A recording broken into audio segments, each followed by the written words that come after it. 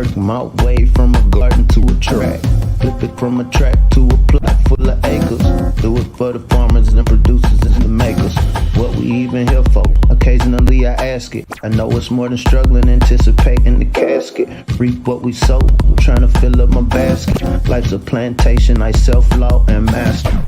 Over the plot I've been granted on this planet. Now it's slanted, cause the chosen been supplanted. But if you overstand it, it was spoken. Fractured, but we ain't broken. Even though some would rather play the role of token, we growing.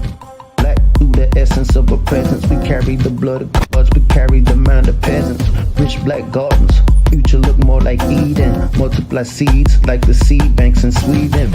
Rep my planners on plan according to season. B1 code, switching it up is treason. Black power, family what we eat. Either we get fed or we feed. B1AG. Copyright disclaimer under Section 107 of the Copyright Act of 1976. Allowances made for fair use for purposes such as criticism, comment, news reporting, teaching, scholarship, and research. Fair use is a use permitted by copyright statute that might otherwise be infringing. Nonprofit, educational, or personal use tips the balance in favor of fair use. What's growing on? What is growing on? What is growing on? Welcome back to B1AG. I'm John Henry Harris. We also have Farmer Brown EMC. Glad to see you. Hope everything's going well. You know, just glad to be able to talk to you in a good state of mind, in a growth state of mind, and still be able to think positively and emit good vibrations during these days and times that we're in. Welcome back. Today, you know, here at B1AG, we really focus on agriculture as it pertains to agriculture production, management, health, food, nutrition, economics, all for the Black family and for the Black community. Today, we're going to talk about hip hop, because here at B1AG, this is basically where hip hop and agriculture mix. This is where they meet. This is where they come together. So we all know about WuTang Clan and their founder, producer, RZA. He did a recent interview where he was just talking about being vegan and masculinity. Because we know in hip hop, you know, it's a lot of braggadocio, whether you're male or female. It's a lot of bravado, braggadocio rap, being hard, just a very testosterone-induced form of music for the most part. You know, it's about being tough. You know, it's about, because these are the environments where a lot of these entertainers come from. So today we're going to talk about, we're just going to look at this interview, where Wu-Tang's RZA talks about being vegan in hip hop. So Farmer Brown EMC, what say you about being vegan in hip hop, especially? First, I'd just like to say peace to the B1 family. Hope everybody's doing well. We have some background sound right now. I got my twins running around. But yeah, we're in a time and space right now where a lot of archetypes, whether we're talking about entertainment, whether we're talking about politics, general human activity, are being challenged. In the last week or so, we've seen artists like DaBaby, Lil Boosie. We're seeing a lot of archetypes really being challenged, especially within the hip hop realm. I was personally, as somebody who can appreciate word and art, pleased with Jadakiss and the Locks, and their display of hip hop. I think they represent it very well, especially for the more hip hop inclined culture versus rap, because there is a difference. But saying that to say, I think, because and I'm tying that together with RZA, there is a large groundswell of what we'll call masculine, male, unashamed, unapologetically male hip hop artists going into veganism. When you look at the metaphysics of hip hop and what it represents, and this does kind of tie in with what's happening with DaBaby right now, it represents obviously a lot of us can't take up arms and challenge those forces which affect our community. I mean, we could, but you know, how many people's gonna come and have your back? We see in the political realm, it's almost like the more beat down you are, the more voice you're gonna have, because I know you're not really gonna come with nothing that's gonna help your people. And so hip hop, to me, just in my personal opinion, is like the last stand in many ways of particularly melanated male masculinity, melanated voice of assertion, of unequivocal power. And we're watching in real time how that's being broken down. Now, people, you know, you got this proverbial game of uncle going on. And so I think him doing this interview, and RZA's not new to this. I remember in high school, you know, people thought Wu-Tang was kind of weird. You know, we're in a more southern region. And so, you know, we're the home of the barbecues and ribs and all of that. And so it was almost kind of abstract. Like, why would these cats from the East Coast be on this veganism and health and all of that? Why don't you eat up, you know, steak and fettuccine? Come on. But I think now, as we see all of these changes going on, not just with hip hop, but we see within the food system. Just in this last week, we saw that the federal government, matter of fact, international governments talking about, oh, global climate change. And we've talked about this before, but I mean, now it's actually come out public that there are going to be some serious changes to the way we eat meat, those that eat meat still. People who produce meat. We know that 48% of melanated farmers who are making money within agriculture are producing livestock. This would be your cows, your sheep, your goats, poultry producers. This would be like your turkeys, your chickens, so to speak. All of these dynamics are changing before our eyes. And here at B1AG, we don't like to dwell on the problems more so than the solutions. And so I think this is a great flashpoint moment of RZA, you know, getting this spotlight, considering the position he holds in hip hop culture, tied in with what's happening with the food culture right now. And I will mention, it's very interesting, he's in New York. We know there's a lot of other paradigm changing things going on in New York right now. And so we're going to touch on a little bit of all of that.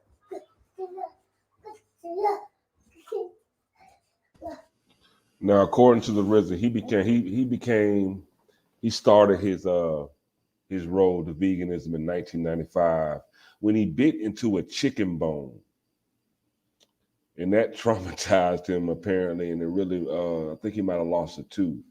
The way he bit into a chicken bone and lost a tooth, and that's what started his road onto veganism. You know, just biting into a chicken bone, losing a tooth.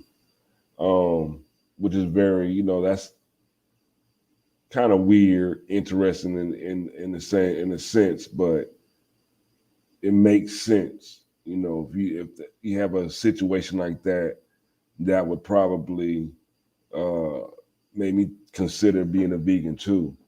And now, as far as the first person I ever heard in hip hop talking about being a vegan or not eating meat was KRS-One from Boogie Down Productions on his seminal rap song, My Philosophy. You know, no beef, no chicken, no a hamburger, because to me, that's suicide, sub-murder. You know, he talked about clean plant-based eating back in the late 80s and early 90s. You know, this has always been a part of hip-hop. But perception-wise, you know, especially when gangster rap came into the fold, you know, you're talking about violence and shooting people up and beating people up, and I'm the roughest, toughest, I'm the baddest. That, as far as even with subconsciously, you think of someone who's bad or formidable. Let me go eat this steak. You know, I'm gonna eat this steak. I might eat it raw. You know what I'm saying? It's like a perception. But that perception is now beginning to change. And the reason why I bring this up is because perception, especially as men, masculinity, these things do shape our diet as well. You know, it doesn't just shape the way we dress, the way we walk, the way we interact. It also affects the way we eat. Because, I mean, like, Even today, if you're a rough, tough guy in the hood, the last thing you want to be seen doing is licking on an ice cream cone. Pause. You know, you have to say, you know how these days you got to say pause or something like that because it's the perception, you know, of how you eat. And this is all a part of hip hop. You know, seeing is believing. You know, going through this article, he's talking about his 15-year-old son is 6 foot tall, right? A lot of times we get in our minds, okay, if you're only eating plants, you're going to be scrawny, you're going to be weak, you're not going to have any energy, but that's totally not the case. And then we got to revisit, how do we get into eating meat anyway? You know, we like to talk about, you know, some of us, they call us hoteppers. We like to talk about ancient Africa, ancient Amexem, Turtle Island. What were the diets that people were eating? If you're in a land of abundance, you know, everywhere where you're at is warm. There's all sorts of plants and things growing around. You're not going to have as much of a need for meat. You know, you wouldn't need meat, say, but if you're in a cold area, you're in a cave, it's cold, you know, there's a certain need you'll have for meat. And we think about some people that like their, you know, like their meat raw. There's, for lack of a better word, nutritional value depending on the type of climate. And so we have our meat consumption diet based on marketing.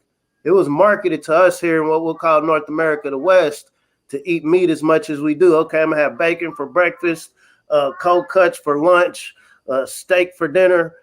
And then we look in 2021, we look at all of these health conditions that we have. And the truth be told, that there's many people, many corporations, companies that benefit off of our attachment to meat products. I'm not going to sit here on my high horse and say I don't eat meat. So I have cut pork out of my diet. I have cut red meat out of my diet. And so I'm stop. My son is trying to get my nuts now. So I've cut those things out of my diet. So I'm pretty much pescatarian, you know, just eating fish. And I'm working towards, you know, when you think about content by people like the Minister of Wellness, anything that got flesh, there's something to be questioned about it. We're not on here trying to steer anybody's diet, more so than just kind of trying to trigger the thought of, now, why do I eat meat? And then what are the alternatives? You know, somebody like RZA, I think he's a great icon of somebody that people, especially us, we're in the age of parents now. We're not the children anymore. So we're the age where we can influence what it is our children eat. RZA said his kid is 15, his son is 15 and has never eaten meat in his life. And so for the brothers and sisters out there that want their kids to be athletes or want them to be, you know, physically fit, you know, here's an icon that many of us know. His son is obviously fit, hasn't partaken of any flesh. And so I think that's a good success story. You know, we're in a society that, okay, before I listen to you, I need to see success story. What is a tangible? And so I think his story, if you're going to pull it up, I think his story is definitely motivational for anybody wanting to make this change. Because like I was saying, we're going through a lot of immediate changes right now that's psychologically shocking people. It went from, okay, I could just go to a grocery store, go to a fast food joint, and I'm just readily going to have chicken wings available. Shortage of chicken. I'm just always going to go to a store and there's always going to be a row full of meat. Well, we've been seeing stories for the last few weeks where these meat shelves are going dry. There's no meat. And so instead of being overwhelmed by suddenly we wake up in 2022, 2023, and there's no naturally grown meat, I think this is a great time to kind of ease ourselves into really revisiting what our diet looks like. At the same time here at B1AG, we're particularly talking about agriculture and food production. This is a great time for some of these farmers who are already into production that have land. Okay, now how can I transition my livestock operation into more plant-based production? For people who haven't started into agriculture yet but are interesting, how can I go on and start my operation understanding that, okay, everything's going plant-based anyway? Plant or lab grown or insect proteins. Well, think about this, Farmer Brown. This just you know, outside of agricultural production, just being common sense of what things are. These cows that, you know, we're talking about beef and steaks. What do they eat? grass, right? Grass and grains. They should be eating grass, but to get them all nice, juice and fat and produce them quick so we can have them in our fast food joints, they're eating a lot of other things too, which are causing these sicknesses. But in natural order, they eat plants. And let's look at some of the biggest, strongest mammals on the planet. You're talking about like the silverback gorilla, horses, even elephants. What do they eat? Plants. So it's just looking at things from a common sense, point of view. We don't have to have meat. And be honest, the protein that we get from eating meat is because these animals ate plants. So we're getting our protein by way of eating meat because these animals ate plants. So you can just skip the middleman and go straight to the plants. Good point. Good point. So once again, let's put this in perspective. And so cow, you have to eat at least 1/4 of your body weight in grass or foliage to get that bulk.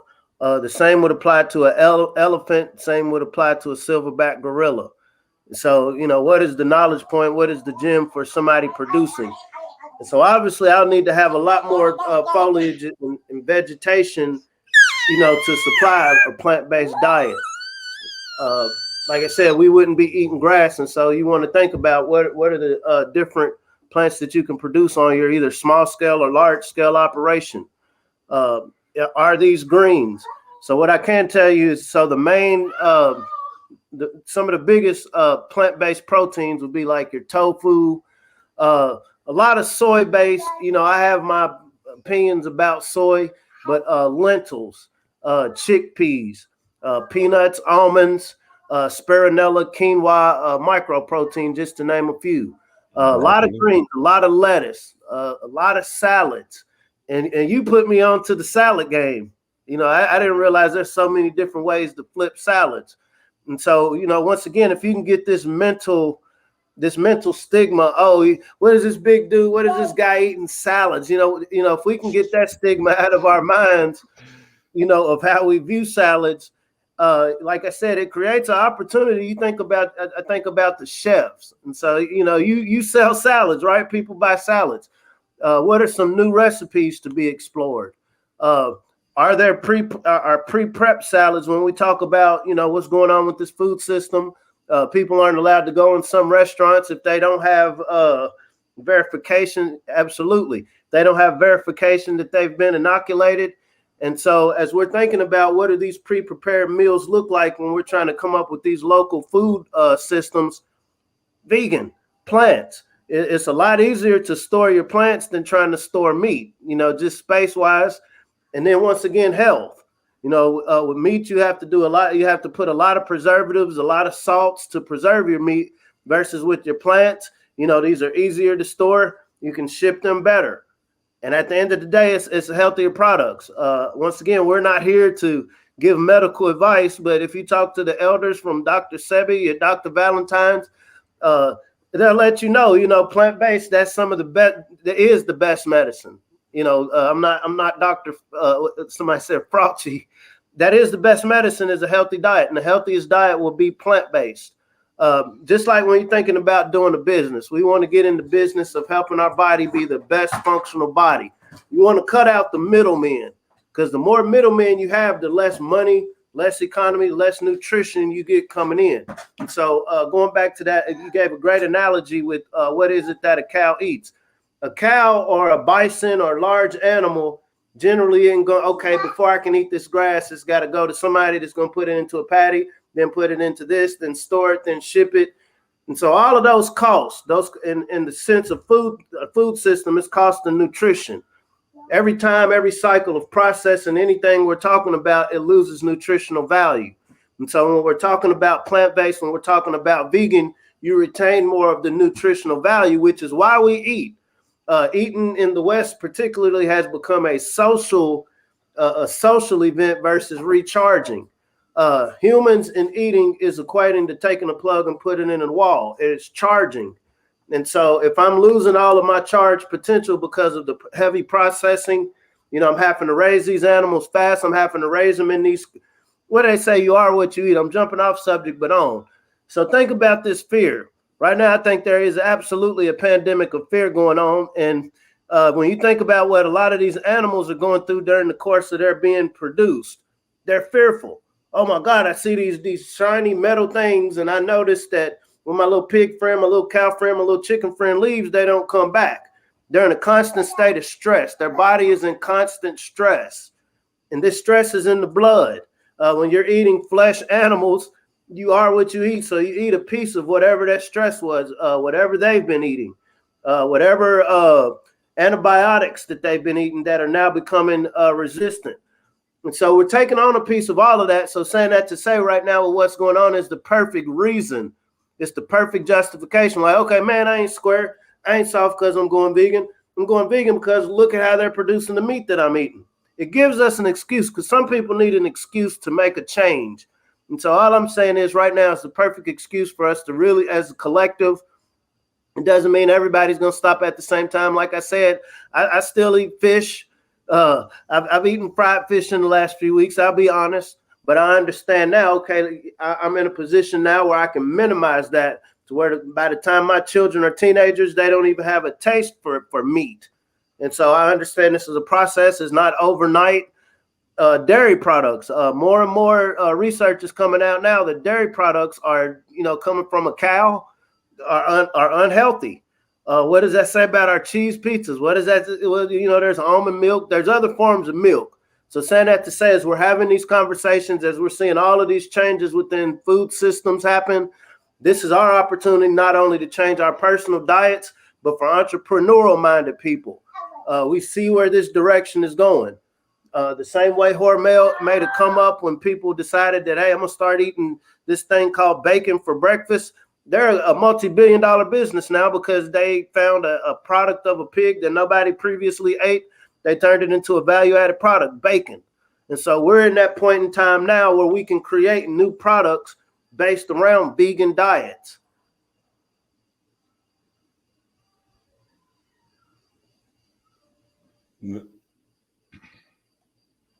Now, although this article, was about WuTang Clan's RZA, I do have a short video clip that I would like to share with you. Basically, it's from a complex interview where they're talking about hip hop and veganism, and they were interviewing Jermaine Dupri, popular writer, producer out of Atlanta, Georgia. He discovered Criss Cross, wrote Mariah Carey's Grammy Award-winning Songwriter of the Year. Great talent. And he's been vegan for 14 years. And I'd like to share with you what he had to say about becoming vegan as well.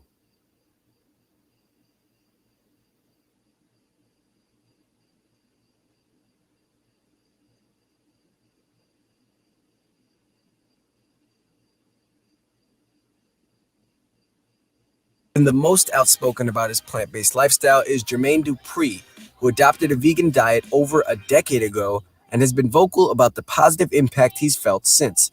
I caught up with him at Green Soma Vegan in Atlanta to find out more.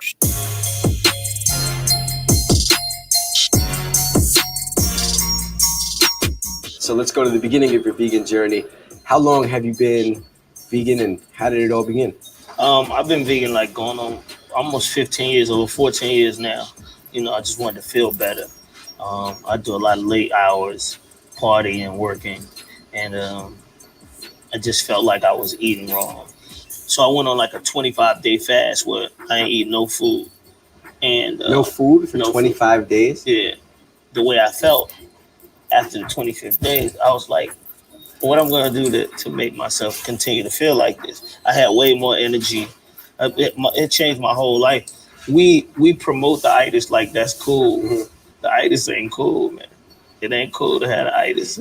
You're supposed to eat, and it's supposed to energize you to want to do more or whatever it is that you was doing. You ain't supposed to go to sleep once you eat food. What was the transition period for you like, though, when you decided to become vegan? Was it difficult? Yeah, 100% it's difficult. I'm from Atlanta, you know what I mean? I ate Waffle House every day for 15, 20 years, every day, like religiously. What was the reception like amongst like people close to you? Because I feel like nowadays, if somebody says they're going vegan, it's like, what, you going vegan? Like the people close to you, everybody. I mean, everybody that heard I was vegan had something to say. You know, everybody. It's funny to see people that had something to say about it becoming vegan now. I mean, but once again, like I said, I didn't understand it either, so it's not something that I look at people and be like, "Oh, you stupid." You know, I was in that same space. Are you like do you see yourself as like kind of like a pioneer of veganism, especially in our culture, Black culture? Yeah, 100%. But as far as getting younger people into veganism and introducing it to, you know, people that weren't into it or never heard about it, I'm that person that's definitely been. I mean, you know, they might not give me that credit, but I'm the person that people be talking to. Like, okay, JD, what should I eat? Where should I go? Like, I'm gonna tell you, they got these shrimp in here, right? This is the only place in Atlanta that's got these shrimp. I brought Bow Wow, his assistant, his homeboy, all of them over here to have these shrimp, and they can't stop talking about them. Yo, we gonna get them shrimp. And I'm like, yo, y'all not even vegan. It was the idea of the taste. It tastes so good, and it's healthy. I might be able to do this, and I just happen to be a part of something that's growing and is creative. You know what I mean? And exciting. You know what I mean? I think life gets boring really fast, so just to be excited about eating is something different. Yo, Yeah, that's all we have today. what is it?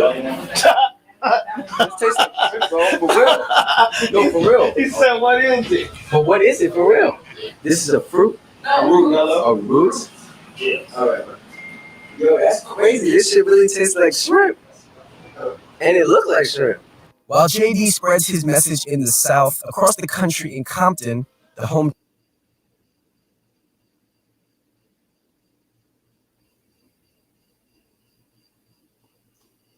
So you see, it's like my purpose, like on this podcast today, is not necessarily to promote, you know, veganism or being a vegan, but just to show that the need for us to eat more produce, more vegetables, more fruits is more. It's more it's more of a necessity now than ever, and it's even more for more reasons just than other than health. Like it's coming down to a point of availability, accessibility to food. You know, it's not. This is outside of just eating for health. I'm talking about accessibility and availability of food. You know, we need to become more accustomed to eating more fruits and vegetables and also growing our own fruits and vegetables, you know, just to ensure that we have something to eat. You know, it all comes down to food security, you know, making sure that we all have the ability to eat and feed ourselves. You know, you think about the huge opportunity for mobile kitchens right now. Specialized on, you know, we're here in Kentucky, but I think about in the larger cities how very valuable that will be for specifically because you got hot dog trucks, you know, different types of mobile vehicles, but literally a fleet of just vegan menus. You don't have to trip over each other's feet. And so I had never seen vegan shrimp before. I think that's pretty interesting. But literally have a mobile variety. Because like I was saying, we see, and I know up here in Kentucky right now, there's some restaurants saying, hey, if you can't verify that, you know, you've had certain medical experiments, you're not going to come in our establishment. I almost think it's pointless arguing now. I feel like people are going to stand on whatever side of the argument they are. And so every day that we spend arguing amongst one another about this is a day that somebody's not being innovative about coming with solutions. Brothers and sisters, right now we're in a place and time where we can compete with McDonald's, Burger King, and every establishment that's existed before. People keep talking about this new normal. We're creating the new normal. It hasn't set yet. This isn't even in cake form. It's liquid right now. And so right now, if we can really get those minds going, before you can get the mind going, you got to see the value in it. That's what I think is beautiful for people like RZA. I didn't know about Jermaine Dupri. I think that's very interesting. But that's only, once again, indicator that this wave is getting around. It isn't that one person is influencing or this one's smarter. It's once you live long enough, you realize that there's this wave of innovation. There's this wave of inspiration. And you can either pull from it and apply it to what you're doing or just kind of let it go over your head. But I think when we were talking about Waka Flocka getting into farming, I noticed he had some cows. But the thing is, this hip hop artist, this rap artist had the presence of mind of like, yeah, there's so many things I could do or whatever I've earned from my career, but I'm going to go into food production.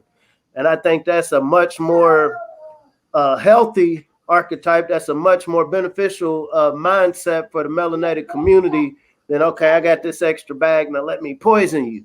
Let me get you to vax that thing up. Let me get you just, do everything that's not going to help you reproduce into the next generation. We're in a great opportunity right now, family. Once again, I smile. I hate to smile because I know there's so many people right now going through stress, but you also understand the huge opportunity that lies in front of us. Because right now, the rest of the world is confused. People are confused. Everything that we thought was going to work, didn't work. It's actually making things worse. There are going to be more lockdowns, family. Right now, I got my children with me here today because there was a big breakout, where they go to their child care during the day. And so in dad's mind, okay, I'm fortunate I can work from home. And so I'm just, okay, what does this home curriculum look like? There's a lot of uncomfortable changes that we're going to absolutely have to deal with. And so it's better to think about them beforehand than for them to come up on you and then suddenly you're in crisis mode. All we're saying here at B1AG is you incorporate growing food in an at-home curriculum, not only just as a curriculum for your offspring, but when we're thinking about innovative ways to engage in entrepreneurship in a changing world. We're at a 50-50 split of VEED versus unVEED. This means there's going to be a large percentage of people that whether they're protecting their rights, whether they just, don't want their body invaded for whatever reason, they're going to need somewhere to eat. We're watching every day. If you look at the news, and these aren't conspiracy sites, this is mainstream news showing you there's food shortages. Whether it's make-believe food shortages, fear-mongering. I go to some of these stores and hey, what used to be a aisle full of food is no longer an aisle full of food. I don't need a tinfoil hat to see that. And so saying that to say, once again, I see the opportunity. When I think about the network of farmers we have up here in Kentucky, not only is this great selfishly for my family, that I understand, okay, yeah, if all of these things do continue, I at least got a network of people I can, hey, man, you got this, you got that, you got this. But I also see the opportunity on their end because there's now more people in the community to see the value of what they produce. And so my thing is, how can we make this grow more viral than the Delta variant? How can we make this local food variant go viral within the melanated community? How can we pinpoint it to veganism? Am I saying that, okay, upon you getting this enlightenment that vegan is healthy, that your journey is going to start immediately? I'm not saying that at all. But the earlier we can acknowledge that it's either go vegan or deal with this lab-grown meat or deal with this insect-based protein, because these are the choices, family, or plant-based meat. Once again, when we're talking about plant-based, that calls for a lot more plants. We know that the people who are very integral in buying the COVID test and then issuing the inoculations on 246,000 acres of farmland. And so once again, this is our opportunity to compete with the big dogs.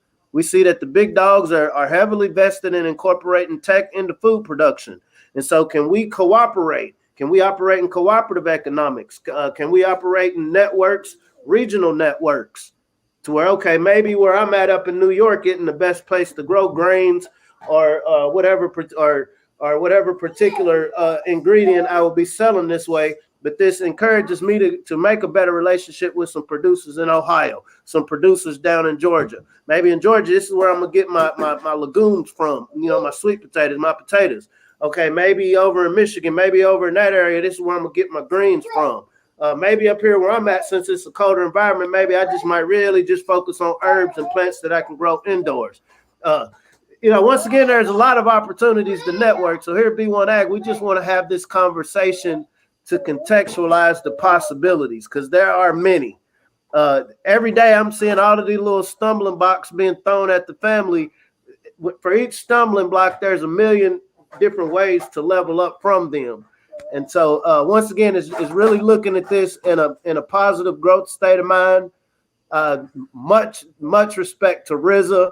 People like Styles P. I think about, okay, hey, they came with it with the verses, but I'm hoping, just like they said, Jadakiss's plays and streams went up like 200 times.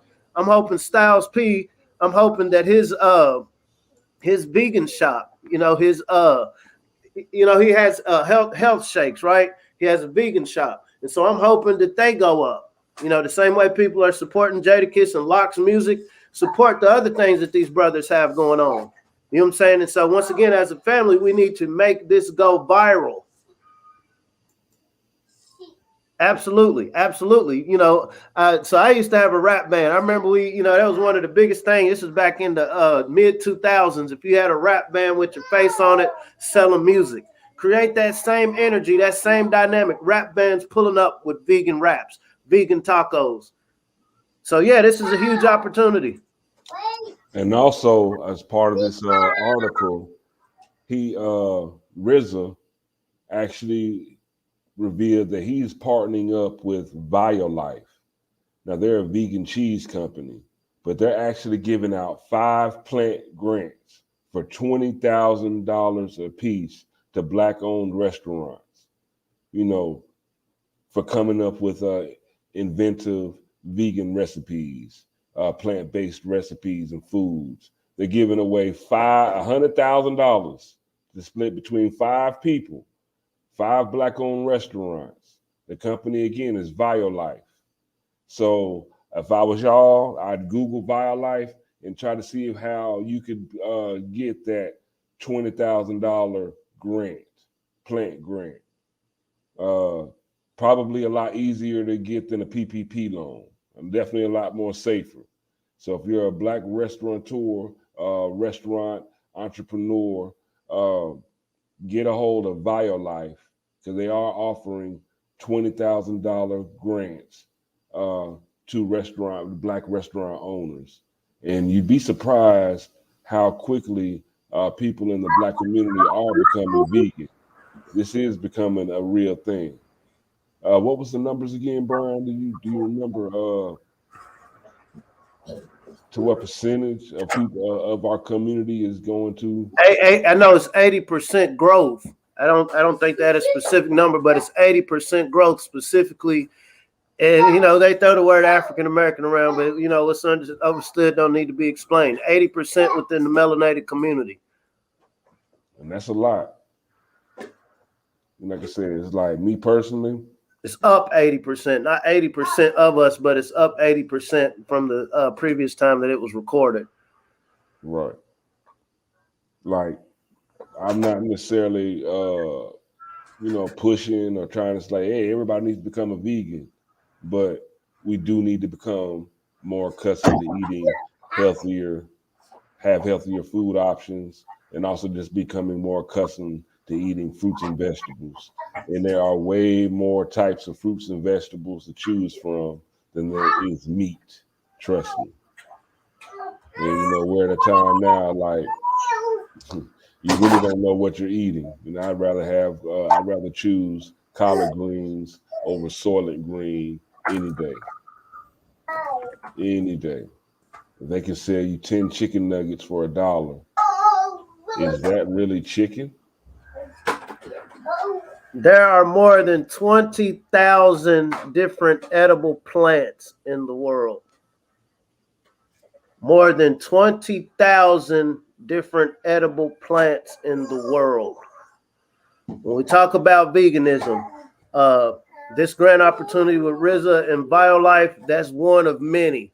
I can tell you from a professional end, I can tell you from a professional end, in cooperative extension, a lot of farmers are reaching out now. I know on the federal level with the USDA, they're going to be putting out a lot of money, and they're trying to play catch up on, okay, Ed, the ag industry is taking a hit. You know, what are some new ideas? We know our ancestors were the ones that came up with a lot of ideas that, drove agriculture. Our ancestors were the ones coming up with the meals that drove what we call Western cuisine. So right now we're in a time and space of transparency. Because the internet exists, you're not going to be able to take too many people's intellectual property no more. And so now if ever is the best time for us to really assert our intellectual prowess to 20,000 plants, family. 20,000 plants, and we only eat a small percentage of those because that's what's been marketed to us. But when we think about these grants, this is our opportunity to explore what are some different plants that we might not have even thought about creating these vegan diets with. Does this mean I have to do my research to some brothers and sisters in South America? Are there some people in Caribbean that are producing some plants that we don't get up here in the mainland? Are there some relationships with people in Africa, Asia, that have different plants that we don't have here? These are legitimate conversations. These are legitimate opportunities. Right now, most of it, like I said, with my kids, they don't know what's good or bad. Whatever dad and mom present to them at dinner, they're kind of finicky, but I know that slowly introducing it to them, they'll take to it. And so we're in a time and space where we can introduce a new paradigm of how we view food security, to where next time, X amount of years from now, there's a mysterious virus that comes around, whatever, we would have already taken that under consideration with lessons from 2020. We would have already gotten the mindset of supporting brothers like RZA, Styles P, Jermaine Dupri. A lot of brothers and sisters right now are already into the vegan heavy. I'm coming kind of late in the game, but I understand even though we're late, it's still early, in the bigger picture of our whole food security is about to change before our eyes, family. And I just feel like we can pull a Rockefeller Carnegie right now and get in front of it. And if you are interested in learning how to grow your own food, you can always go to healthyblackfood.com. Let's get black to the garden. You can sign up at healthyblackfood.com and learn how to grow your own food. Farmer Brown and I have a great program, show you everything you need to know how to get started growing your own food. Now, again, we're probably going to go under lockdown. Your kids are going to need something to do. This is a great way to educate your kids. This is a great way to keep them busy. This is a great way to ensure your own food security, to make sure that, okay, if the trucks aren't coming to the stores, we lock down, the store shelves are empty, I got my own food source at home. And that's whether I have a lot of land, a big yard, or if I just have a patio. We're showing you how to grow food, whether you have a lot of space or just a little space. You still have the opportunity to grow your own food, and we can show you how at healthyblackfood.com. And please subscribe, like, and share. Subscribe to the B1AG Daily Bread podcast on YouTube. Subscribe to us, help us to get this message out to our people. Help us to get this message out to our people. Help us to get this platform to grow so we can all live and have our place at the dining, at the great harvest.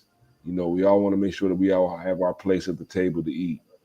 And historically, we're the last ones that they'll definitely allow to eat historically. So let's just go ahead and build our own table, make our own plates, and have our own seats and make sure that we have our own food to eat. Farmer Brown, been a pretty interesting story. Veganism and healthy eating is definitely becoming more of a part of hip hop, and it just is. no matter how big, bad, and rah these rappers are, they eating some fruits and vegetables because it just makes sense and it's healthy, and healthy is true wealth. And at the end of the day, Farmer Brown, if you really want to know something, what do the people need to do, bro? If you really want to know something, you really want to tap in, you really want to resonate with this ancestral infinite wave, if you really want to know something, let's learn how to grow something. Let's grow together. Let's grow abundantly. Have a great day. Have a great week. Going into the weekend. Let's be safe. Let's be loving. Keep your eyes open, head on the swivel. And until next time, B1AG, we're out.